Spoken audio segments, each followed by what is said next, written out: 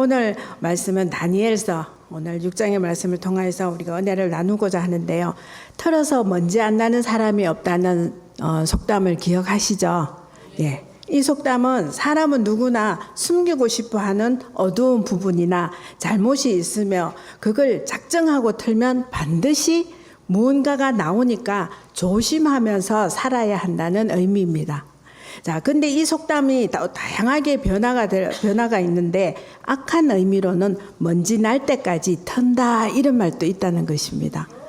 자, 마음 먹고 작정하며 한 사람의 흠을 찾으면 반드시 흠을 찾을 수 있다는 의미인 것처럼 사실 우리는 이렇게 틀리는 것이 두렵습니다. 그렇죠? 저는 그래요. 그런 것처럼 털면 엄청나게 많은 먼지가 나올 것임을 알고 있기 때문입니다. 자, 그런데 다니엘 5장에 보면은 벨사살을 마지막으로 바벨론은 멸망하고 또 근동에 패권을 쥐게 된 나라가 바로 바사 페르시아입니다. 자, 다니엘은 새롭게 시작되는 그 바사 제국의 총리가 된 아주 주요 관료인 것입니다. 자, 일반적인 경우에 봤을 때는 이전 왕국과 함께 몰락했어야 했던 바벨론을 무너뜨린 바사는 세부적인 기록이 없어서 우리가 정확하게는 알 수 없지만 다니엘에게 높은 직위를 맡겼습니다. 그래서 다니엘은 새롭게 세워진 바사를 안정시키는데 꼭 필요한 사람이 되었다는 평가를 받고 있습니다. 다니엘 6장 4절을 제가 읽어드리겠습니다. 이에 총리들과 고관들이 국사에 대하여 다니엘을 고발할 근거를 찾고자 하였으나 아무 근거, 아무 허물도 찾지 못하였으니 이는 그가 충성되어 아무 그릇됨도 없고 아무 허물도 없음이더라. 이런 그를 못마땅하게 여기는 이들이 모든 수단을 동원해서 다니엘의 허물을 찾아 끌어내려고 했는 것입니다. 자, 국사에 관해서 다니엘을 고발하려고 했던 이들은 아마도 다니엘의 인생 전체를 아마 털기 위해서 가족, 친구, 친척들 흠까지 샅샅이 뒤져보았을 것입니다. 흠, 먼지가 나왔을까요?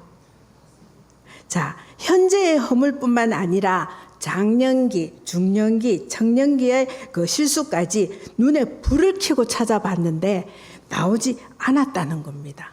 그런데 다니엘을 고발할 아무 근거, 아무 허물도 발견 못했다. 다니엘은 털어서 먼지 나지 않는 사람이었습니다. 자, 본문에서 우리는 사자굴에 들어간 다니엘을 만나게 되는데 그는 이제 중년도 넘고 노년이 되어서 이미 은퇴할 나이가 되었습니다. 근데 그의 탁월함 때문에 여전히 현역에서 일하고 있었다는 것입니다. 오늘 사자굴에 들어갔다가 나온 노년의 다니엘이 어떻게 살았기에 그의 삶에서 먼지 하나 찾을 수 없었을까요? 그의 삶의 주변에 어떤 영향을 끼치고 있는지 오늘 우리 본문을 통해서 한번 살펴보려고 합니다. 먼저 스스로 신이 되어서 자신을 섬기는 관료들입니다. 자, 이 관료들 다니엘을 함정에 빠뜨려 죽이고자 모의했던 이들은 바사왕 다리오가 자기 뜻대로 그 관료들을 120명의 고관과 그들을 감시하라고 세운 2명의 총리들을 그들의 그때 있던 관리들입니다. 자, 다니엘은 그 2명의 총리와 함께 고관들을 관리하는 감독인데 왕은 그 총리들 가운데 다니엘을 특별히 신임했고 그들 전체를 다스리게 할 것인 것을 알게 된 바사의 모든 관료들이 그것을 알고 다니엘을 음모를 꾸민 것입니다. 도대체 왜 다니엘이 그들 전체를 관리하면 어떤 일이 일어나기 때문에 그들이 이렇게 한마음이 되었을까요? 함정을 파는 이유가 무엇일까요? 다니엘서 6장 2절과 3절을 우리 다 같이 한번 읽어보겠습니다. 시작. 또 그들 위에 총리 셋을 두었으니 다니엘이 그 중에 하나이라. 이는 고관들로 총리에게 자기의 직무를 보고하게 하여 왕에게 손해가 없게 하려 함이더라.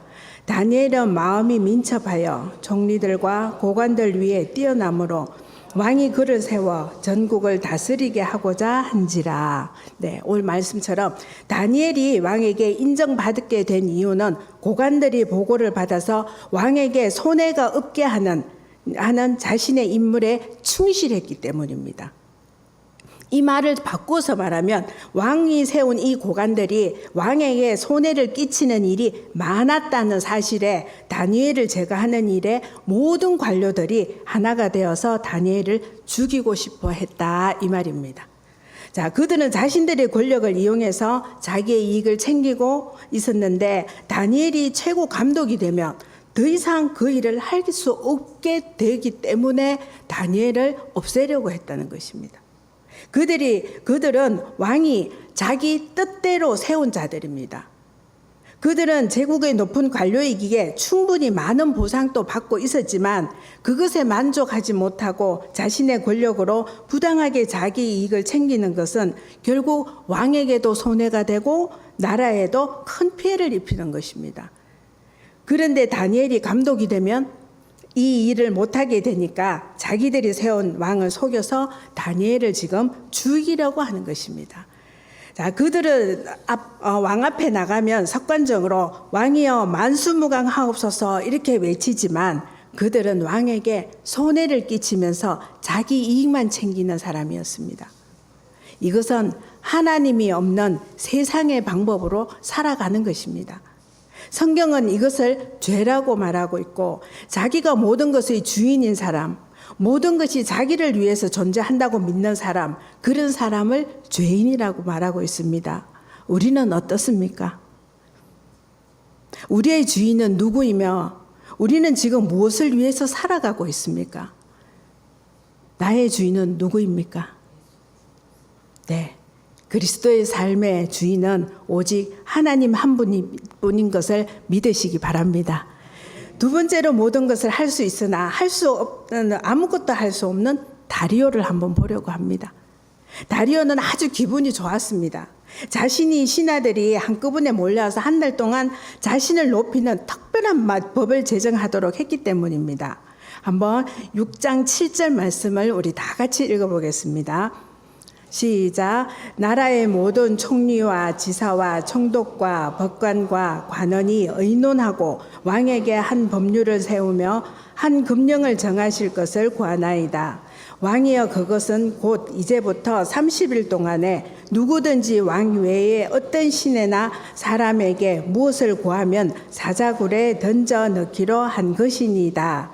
이것이 그들이 지금 왕에게 제안했는 것입니다. 한 달 동안 왕이 인간과 신 사이에 유일한 중재임을 확실히 알리자는 제안으로 그 제안을 어긴 자들을 공개적으로 사자굴에 던지자는 법을 만들어서 공포하고 또 시행하자는 내용입니다. 자, 신과 인간 사이에 유일한 중재자가 된 것은 자신이 모든 인간 위에 있다는 것을 과시할 수 있는 아주 좋은 기회였습니다.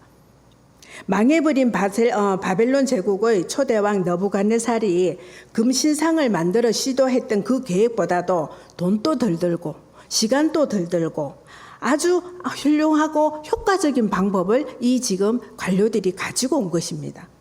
늘 자신의 것을 도둑질하고 쓸모없는 관료들이라고 생각했는데 이번에 가만히 보니까 마음에 꼭 드는 법령을 가지고 왔기 때문에 너무너무 다리오는 기분이 좋았습니다. 그래서 그 즐거운 마음에 절대 변경 불가 이렇게 하면서 문장까지 넣어서 도장을 쾅 찍었다는 겁니다. 며칠이 지났는데 관료들이 몰려와서 의외의 한 사람을 고발합니다. 누굴까요? 6장 13절 말씀을 우리 다 같이 읽어보겠습니다. 시작. 그들이 왕 앞에서 말하여 이르되 왕이여 사로잡혀 온 유다 자손 중에 다윗이 왕과 왕의 도장이 찍힌 금령을 존중하지 아니하고 하루 3번씩 기도하나이다. 아니, 예. 당신이 총애하는 그 다니엘이 왕을 무시해서 왕이 도장 찍힌 그 금령을 존중하지 않고 그가 하루에 3번이나 그가 믿는 신인 이스라엘 여호와께 기도하는 것을 우리가 확인했습니다. 이제 당신이 도장을 찍은 그 명령대로 다니엘을 사자굴에 던지십시오. 이렇게 말하고 있는 것입니다. 자, 왕은 그제서야 신하들이 몰려와서 기도 금지법을 제정하자고 제한 이유를 알게 된 것이었습니다. 그렇지만 자신이 세운 그 법을 확정하기 위해 찍은 그 도장 때문에 아무런 조치도 못하고 근심하지도 못하고 다니엘을 사자굴에 던졌습니다. 왕은 심히 근심하고 하루 종일 다니엘을 살리려고 애를 써봤지만 답을 찾지 못했습니다. 그는 결국 다니엘을 사자굴에 던져 넣으면서 다니엘의 하나님 여호와께 기도했습니다.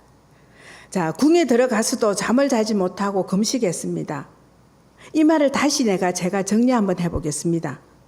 모든 것을 가진 바사 제국의 황제입니다. 그런데 자신은 자신의 뜻대로 세운 그 관료들 사이에 있는데도 지금 자기가 사랑하고 신뢰하는 단 한 명의 신하를 살리기를 찾지 못하고 자신이 세운 관료들의 거짓말에 속았습니다. 근심하며 잠도 못 자고 금식하고 심지어 이스라엘 하나님께 기도까지 하고 있었습니다. 철저히 자신의 무능력함을 경험한 사건입니다. 하나님이 다리오가 얼마나 무능한지를 이렇게 드러내 보이셨습니다. 제국의 왕이라면 모든 것을 할 수 있었지만 지금 이 왕은 자신이 원하는 것을 하나도 이룰 수 없었습니다. 왜 그럴까요? 왜 아무것도 할 수 없었을까요? 신하들이 그렇게 만들었을까요? 표면상으로는 그렇지만 결코 그것은 전부가 아니라는 겁니다. 이 일 뒤에는 그보다 크신 역사를 주관하시는 하나님이 이 다리오를 이 상황에 가운데 두셨기 때문입니다. 그래서 그는 스스로 나는 신과 인간의 유일한 중재자가 될 수 없다는 사실과 자신은 여호와 하나님의 도우심을 구하는 기도밖에 할 수 없다는 존재이며 누군가에 의존하지 않고는 살 수 없는 존재임을 확인하게 되었다는 것입니다. 가장 높이 올라가면 행복할까요? 가장 많이 가지면 편안할까요? 어떻습니까? 어떨 때 행복합니까? 돈을 쥐고 권력을 잡아 자신이 원하는 것을 뭐든지 할 수 있게 되면 과연 만족할까요? 저는 확신합니다. 인간은 결코 그런 것들을 만족하거나 진정 행복할 수 없다는 것입니다. 2020년도에 우리가 잘 아는 사건이 있었습니다. 10월에 한국에서 가장 큰 기업을 이룬 삼성의 이건희 회장이 산소호흡기를 뗐습니다. 정확하게는 모르지만 기억은 나시죠?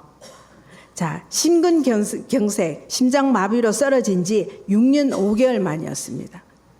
모든 걸 살 수 있는 사람이었습니다.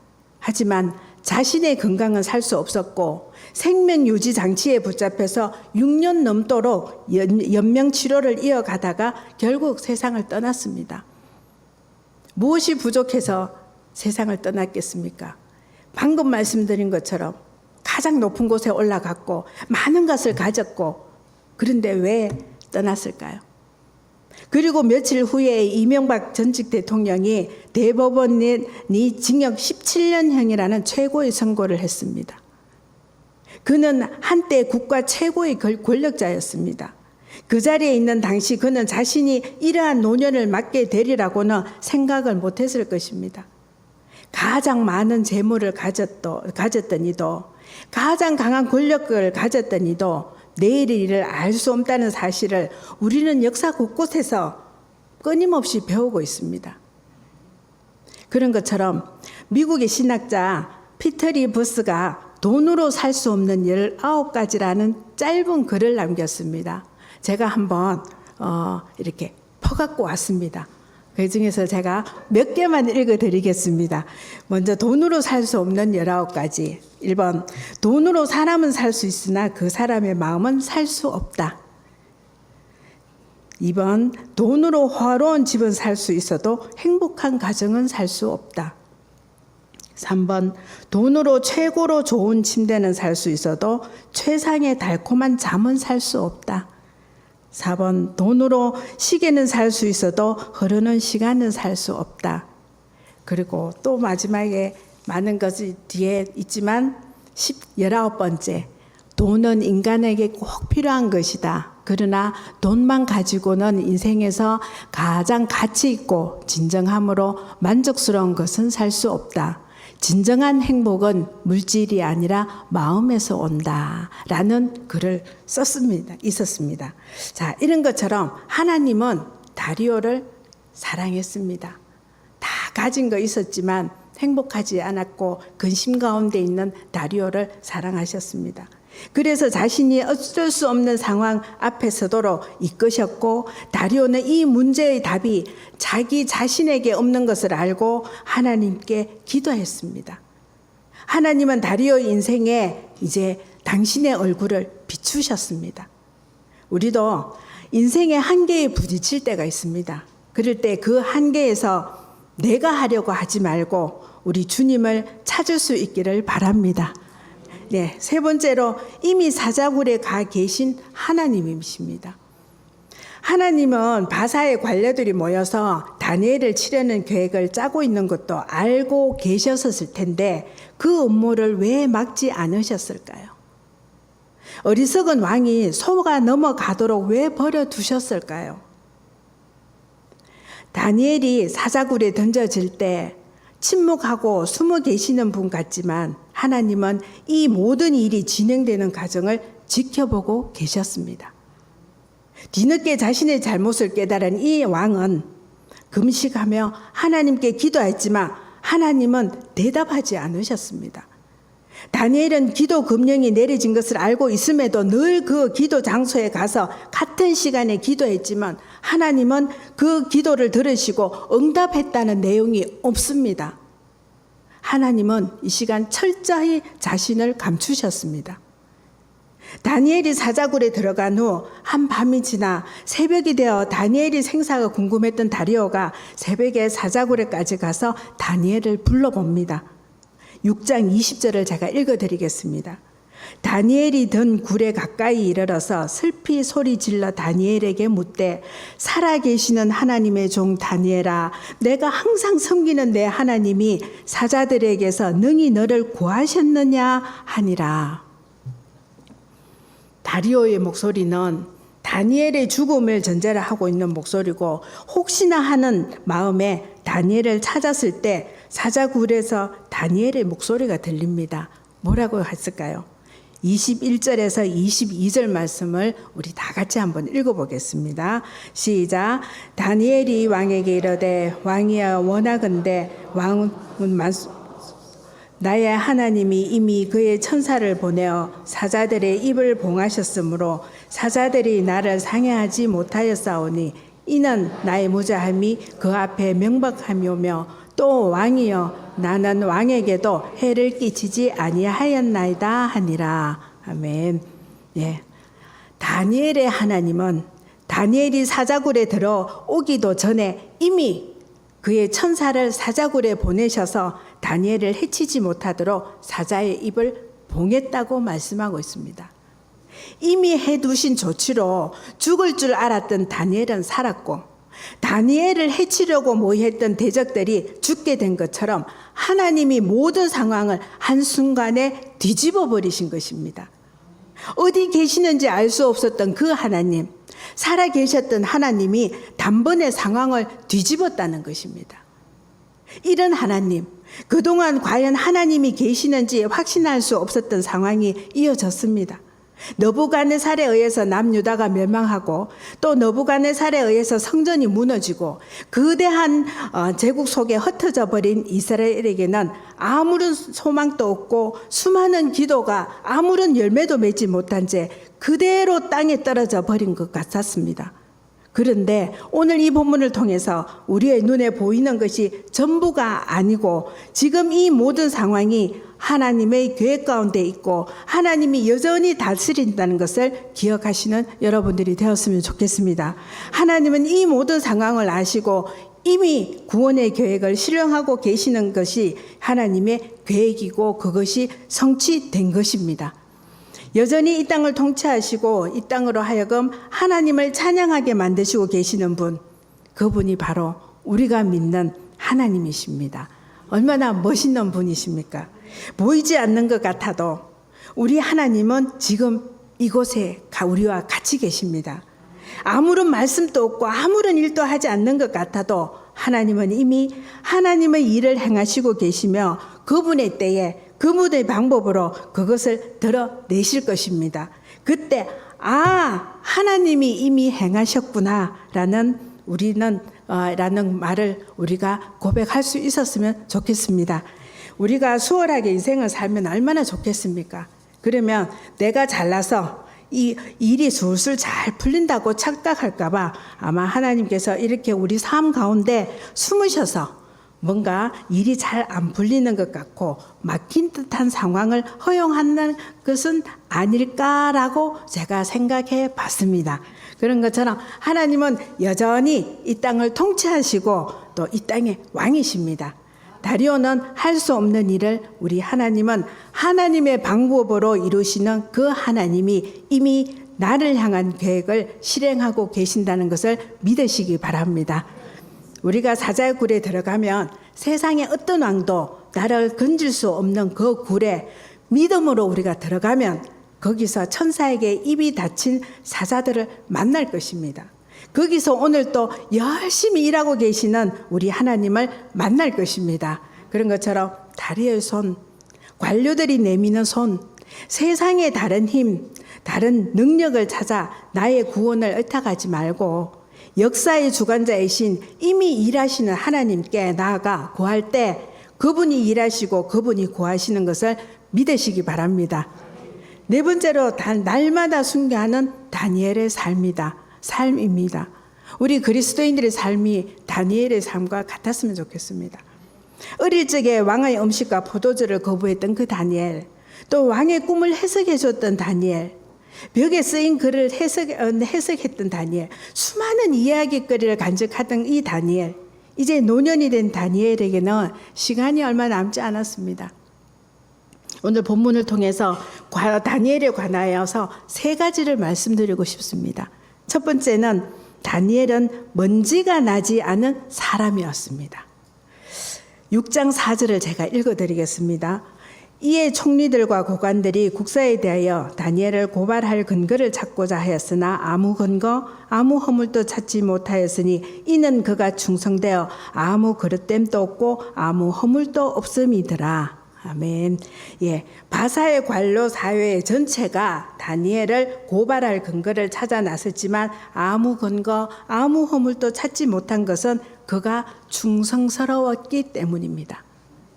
여기에서 충성으로 번역된 아랍어는 단어는 아만으로 기본적으로 믿다, 신실하다, 확실하다는 뜻입니다. 그런 것처럼 다니엘은 신실했습니다. 다니엘은 근데 누구인데 신실했을까요? 먼저 왕을 한번 떠올려 보겠습니다. 그러나 다니엘이 섬겼던 왕을 떠올려 보니까 최소 3명입니다. 제국은 3명의 제국을 향해서 신실했을까요? 다니엘은 바벨론의 총리이기도 했지만 바사의 총리로도 일을 했기 때문에 총리에게 신실한 것은 무리가 있다고 생각합니다. 다니엘은 보이지 않는 온 우주의 통치자인 하나님께 신실한 자, 충성된 자였기 때문에 그는 평생을 털어도 먼지 하나 나지 않는 사람이 될 수 있었습니다. 그리스도인은 하나님 앞에서 살아가기에 세상이 아무리 털어도 먼지가 나면 안 되는 사람들입니다. 하나님이 정하신 그 높은 기준 앞에 우리가 서 있기 때문에 세상의 기준으로는 흠이 없어야 되는 사람입니다. 오늘도 하나님 앞에서 신실하게 우리에게 주어진 일을 성실함으로 채워갈 수 있기를 바랍니다. 두 번째로 다니엘은 날마다 순교하는 사람입니다. 6장 10절을 제가 말씀을 읽어드리겠습니다.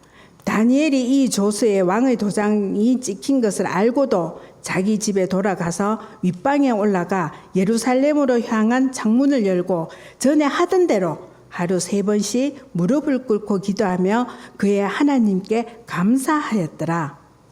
다리오는 왕의 조서에 담긴 내용을 다 알았지만 전혀 독려하지 않고 집에 올라가서 평소와 똑같이 윗방에 올라가 성전이 있던 예루살렘을 향해서 창문을 열고 전에 하던 대로 하루에 3번씩 무릎을 꿇고 기도하며 하나님께 감사 고백을 했습니다.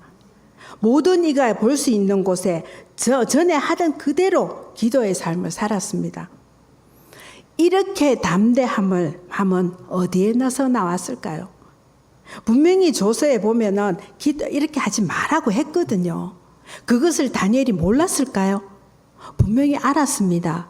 그런데 어떻게 이렇게 겁도 없이 이렇게 할 수 있었을까요? 그는 사자굴에 들어가도 살아날 수 있으리라는 확신을 했기 때문일까요? 그것은 절대 아닌 것 같습니다. 자, 다니엘의 삶 전체가 순교였기 때문에 막상 순교의 위험이 닥쳐와도 당당할 수 있었는 것입니다. 신앙 이외에는 흠잡을 수 없는 다니엘.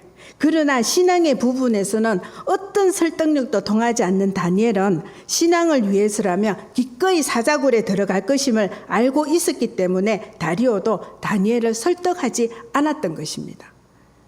그리스도인 삶은 순교를 수없이 쌓아가는 삶입니다. 꼭 우리가 지난 순교자들을 보면서 저렇게 사는 것이 순교구나가 아니라 순교는 우리 주님 때문에 내가 포기하는 모든 것이 순교라는 것입니다. 시간을 내어놓고 기회를 포기하고 물질을 내어놓고 나 자신이 아니라 주님을 위해서 내어놓는 것들, 하나님 말씀을 따르기 위해서 포기하는 것들, 그것들이 모두 순교인 것입니다. 그리고 그 순교들이 쌓였을 때 우리 삶 전체가 순교가 되는 것입니다. 그런 것처럼 한순간 멋지게 이루어지는 순교를 꿈꾸지 마시기 바랍니다. 오늘 지금 내 삶 속에서 날마다 순교의 삶을 살아가시기 바랍니다. 나의 순교의 삶이 쌓여 나를 바라보는 모든 이가 내가 누구인지 알 수 있도록 살아가기를 주님의 이름으로 축원합니다. 세 번째 다니엘은 오직 하나님께 영광을 돌리는 사람이었습니다. 자, 22절 말씀을 읽어드리겠습니다. 나의 하나님이 이미 그의 천사를 보내어 사람들의 입을 봉하셨으므로 사자들이 나를 상해하지 못하였사오니 이는 나의 무죄함이 그 앞에 명백함이며 또 왕이여 나는 왕에게도 해를 끼치지 아니하였나이다 하니라. 사자굴에서 울며 퍼진 다니엘의 유일한 목소리입니다. 새벽에 사자굴에 와서 다니엘의 생사를 묻는 다리오를 향해서 다니엘은 나의 하나님이 이미 나를 구원하셨다고 고백하고 있는 것입니다. 수많은 사자가 있는 굴에 던져졌는데 무사히 한밤을 잘 지냈다고 자랑해도 괜찮을 텐데 다니엘은 그 시간 전혀 자신을 드러내지 않고 모든 영광을 하나님께 돌리고 있는 것입니다. 느부갓네살의 꿈을 해몽했을 때도 또 벨사살에 본 글자를 해석했을 때에도 그는 동일하게 하나님께 영광을 돌렸습니다. 그리스도인이라며 세월이 지날수록 자랑이 줄고 나를 통해 주님이 드러나야 되는 것입니다. 다니엘은 털어도 먼지가 나지 않는 사람이었습니다. 그 비결은 무엇이겠습니까? 어떻게 그렇게 살았겠습니까? 그는 자기를 위해 살지 않고 철저하게 하나님을 위해서 살고 그분의 영광을 드러내기 위해서 살았습니다. 그래서 그는 굳이 자기를 위해서 무언가를 쌓지 않는 삶을 선택했던 것입니다. 그런 것처럼 질그릇이 내가 깨어져야지 그 안에 있는 보화인 그리스도가 보이는 것처럼 우리의 삶은 잊혀지고 그 자리에 우리 주님이 선명하게 드러나고 찬양 받으시길 구할 때 우리의 삶 전체가 삶의 이유가 되면 좋겠습니다. 기도하겠습니다.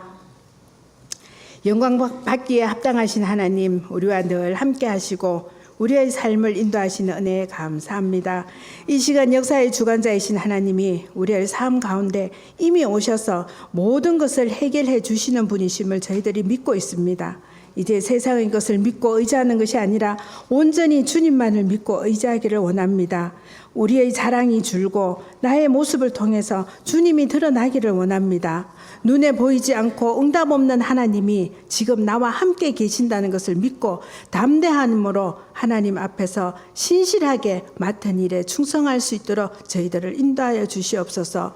어떠한 상황이 우리 앞에 다가올지라도 다니엘이 믿음으로 사자굴에 들어간 것처럼 그 상황 가운데서 먼저 오셔서 열심히 일하시는 하나님을 만나는 역사가 일어나기를 원하오며 우리의 삶을 통해서 그리스도의 영광만 드러나게 하옵소서. 이 모든 말씀 예수 그리스도의 이름으로 기도합니다.